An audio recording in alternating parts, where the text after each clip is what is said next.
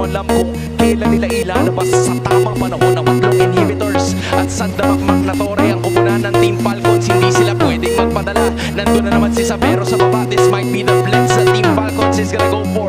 Information is finally there. It's gonna be a 5v4 situation. Nagmamadali ito ni Super Mario.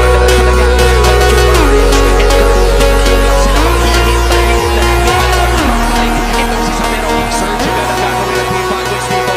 Wala na oras sa Onyx Philippines. They have to make a decision now.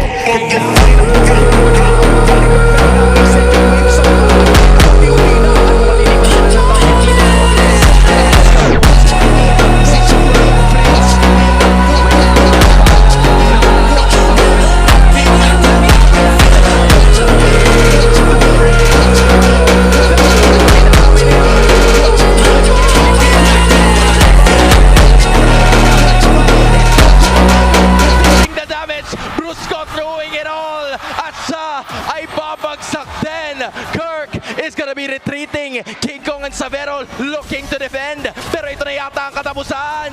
Naghahanap ng paraan. Mga depensa ang Onyx. Pumasok sila. Under naman si Super Marco and Xavero's doing everything he can. Si Flapa nakapagpatigil at si Kirk ay babagsak.